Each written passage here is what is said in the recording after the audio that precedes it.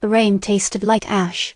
Elias spat, wiping his mouth with the back of a gloved hand. The October drizzle clung to the crumbling facade of Blackwood Asylum, a perpetual dampness that seemed to seep into the very bones of the building.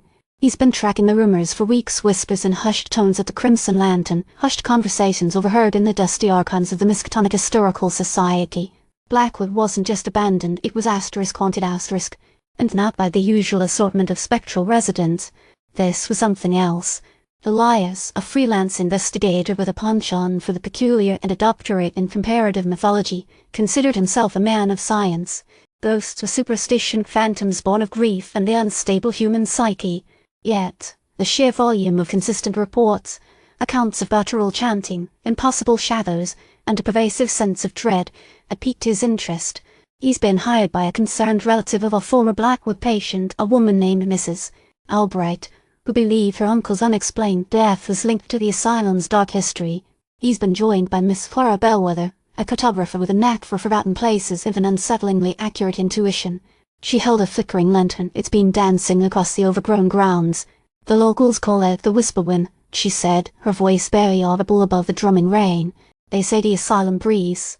It speaks in the wind." Elias frowned. Superstition. Clara didn't respond, her gaze fixed on a particularly gnarled oak tree whose branches seemed to writhe in the wind like skeletal fingers. The main gate, long rusted and hanging precariously on its hinges, groaned open with a mournful cry. The path leading to the asylum was choked with wheat and fallen leaves, a testament to years of neglect. The asylum itself was a Gothic monstrosity, its towers and turrets piercing the stormy sky. Broken windows gaped like vacant eyes, staring out onto a world they no longer understood. Inside, the air was thick with the smell of decay and something acrid and unsettling that prickled Elias's nostrils. Dust lay heavy on everything, undisturbed for decades. The walls were covered in peeling wallpaper, depicting scenes of pastoral tranquility that seemed grotesquely out of place given the building's sinister reputation. The original architect was a man named Alistair Blackwood, Clara said, consulting a faded blueprint she's recovered from the Miskatonic archives. He was a devotee of peculiar philosophies. He incorporated symbols and architectural elements designed to channel something. Elias examined a complex geometric pattern etched into the floor of the main reception hall. What exactly was he trying to channel?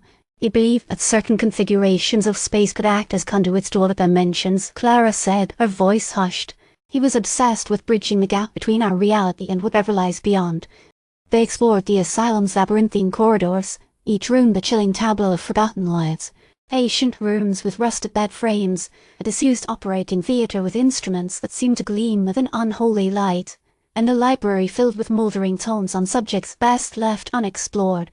In one particularly disturbing room they found a series of murals depicting bizarre, humanoid figures with elongated limbs and grotesque masks. The figures appeared to be engaged in some sort of ritualistic ceremony.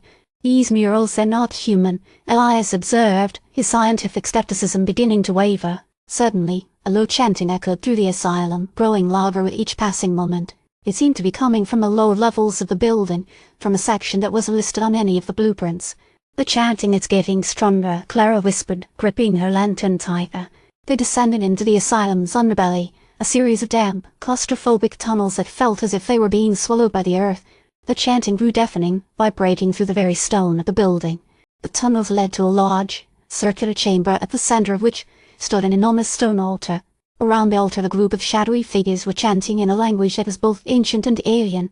In the center of the altar lay a single object, a beautifully crafted silver amulet, pulsating with an eerie green light. "The Amulet of Xylos," Clara breathed, recognition dawning on her face. The legends, they were true. Elias recognized the symbol etched into the amulet, a variation of the sigil he's seen referenced in forbidden texts, associated with an entity believed to dwell between dimensions. The Amulet of Xylos was supposedly the key to unlocking a gateway to that realm. As the chanting reached a fever pitch, the air shimmered, and a swirling vortex of energy began to form above the altar. From the vortex, a figure began to materialize, tall, gaunt, with eyes that burned with an otherworldly light. The figure spoke, its voice a cacophony of whispers that echoed in their minds. "The barrier weakens. The time is near. Xylos will rise." The cultists prostrated themselves before the figure, their faces illuminated by the green glow of the amulet. Elias, despite his fear, felt a surge of intellectual curiosity. This wasn't just a haunting, it was a breach. a direct violation of the natural order. We need to stop them, Clara said, her voice firm. But how? They were outnumbered, outmatched. The cultists were clearly fanatics, and the entity they were summoning radiated an immense power. Then Elias remembered a detail from the Miskatonic archives. Blackwood Asylum was built on a ley line, a confluence of subterranean energy currents. If they could disrupt the flow of energy, they might be able to sever the connection between this world and the realm Xylos was attempting to breach.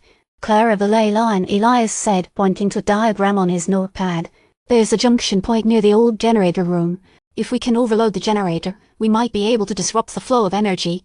Clara nodded and moved swiftly toward the generator room. Elias, drawing his revolver, confronted the cult leader.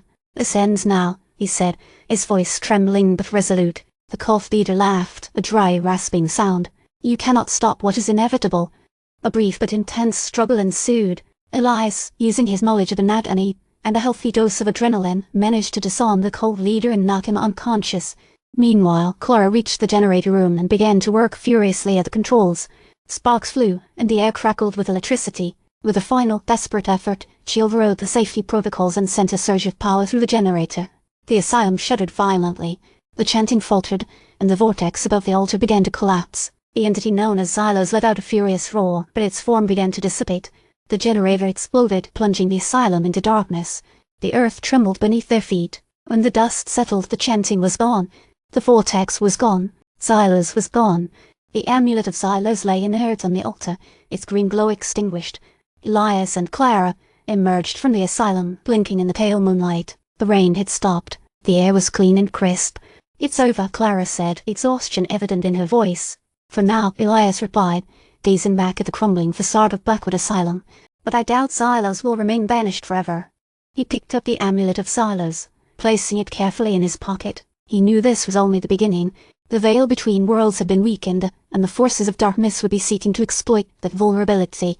As they walked away, a single raven let out a mournful cry from the roof of the asylum, a silent warning echoing in the night. The darkness still lingered, waiting for its chance to return.